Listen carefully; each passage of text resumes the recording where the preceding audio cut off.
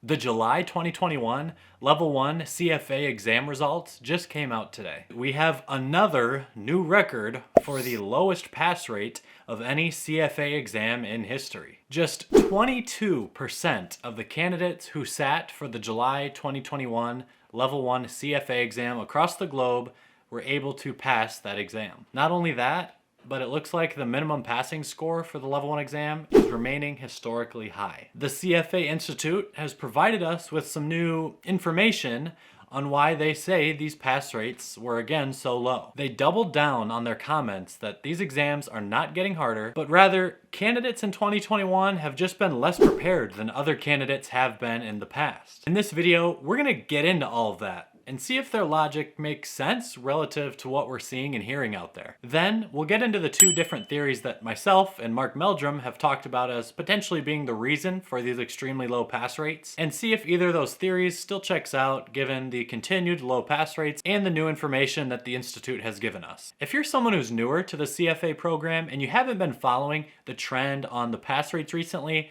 here's the TLDR version. The Level 1 CFA exam is typically considered to be the easiest of the three levels, but it always carries the lowest pass rate relative to the other two. This is because it's the introductory level, so a lot of the candidates going into that exam haven't necessarily prepared as much as they should have relative to those who go into levels 2 or 3. The historic pass rate for the Level 1 exam is usually around 40%. The May 2021 Level 1 exam results were released in July of this year, and that pass rate was only 25%, which tied that exam for the lowest pass rate of any CFA exam in history. There were many theories floating around out there about why the pass rates had dropped so low, some of those theories having had been debunked by now. The CFA Institute blamed that low pass rate on the candidates who had had their exams rescheduled due to the pandemic, and said those candidates just likely weren't able to study as well for that exam, even though having your exam rescheduled means that you get more time to study for it. Now to today, the July Level 1 results were published and it showed a new historic low pass rate of just 22%,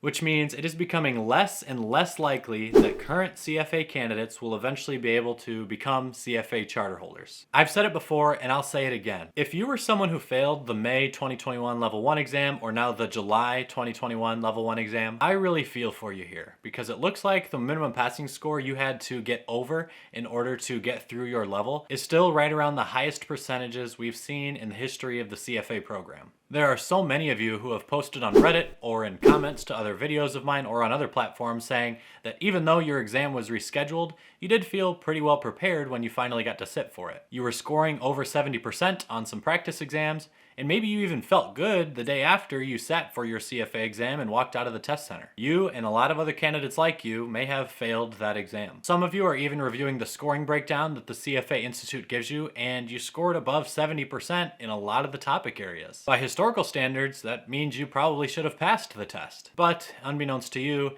the CFA Institute decided to seemingly raise the bar on the score that you need to achieve to get a pass result. And that's the other big piece to the story here. While we never know exactly what that minimum passing score is, since the Institute never publishes it publicly, the website 300hours.com does a lot of great work at reviewing the scoring breakdowns from hundreds of candidates to get a good estimate on what the minimum passing score for each session of the CFA exams was. Historically, candidates on the Level 1 exam need to score about 60% to pass that test. So far in 2021, all three Level 1 exam sittings have had minimum passing scores of around 73%.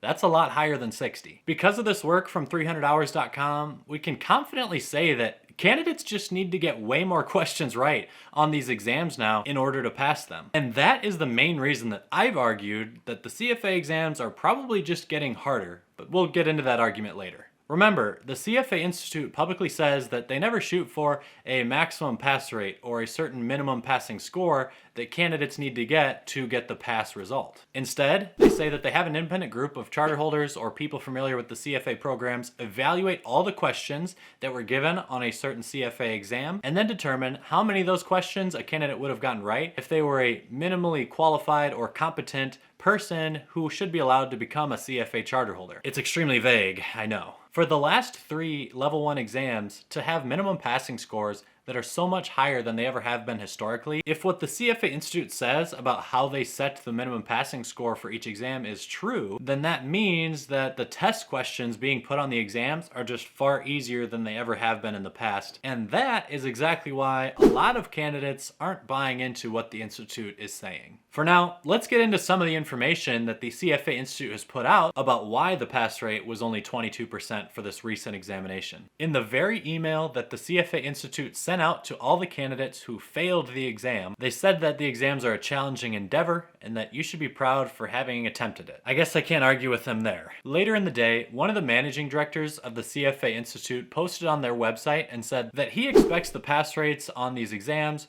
to come back up to historic levels so long as pandemic conditions subside. This, again, is the Institute blaming these low pass rates on candidates who had their exams rescheduled and supposedly weren't able to study very well because of the choppiness that came with that. He further says, "Unfortunately, the many challenges posed by life during a pandemic have clearly made the process more daunting." If I'm a candidate, that kind of sounds like a slap in the face.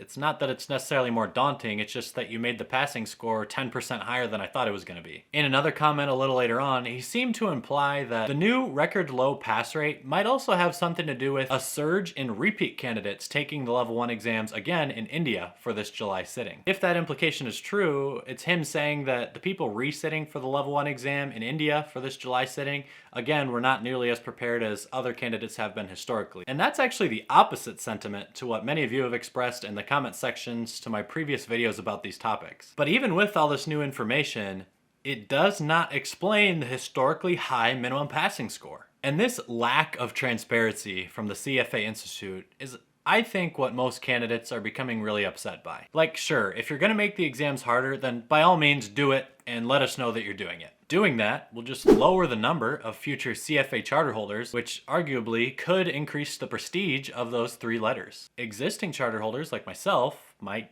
be in favor of all of that. And even for the current candidates, at least they would know what they're getting themselves into. But right now, that is just not what we're getting from the Institute. Again, all they say is they use the exact same standard setting methods as they always have, and that candidates have just been less prepared in 2021 because of the pandemic. So if I'm someone who was scoring 70% on my last 3 mock exams before sitting for the real thing, and I probably do about as well on the real thing and score 70% on the test. In every other instance of the level 1 exam in history, I would have passed that test, but since I took it in May or July of 2021, I failed that test. I'm going to be pretty confused and angry about that. If the Institute really is doing what I think they're doing, which is making the exams harder, then they really need to just tell people that. Now we'll talk about the different theories that both Mark Meldrum and myself have presented as potential other reasons why the pass rates are so low now. Mark said in one of his videos, he thinks it could be that the Institute decided to make the level 1 exam much harder, just so that really the cream of the crop are getting through to the level 2 and 3 exams.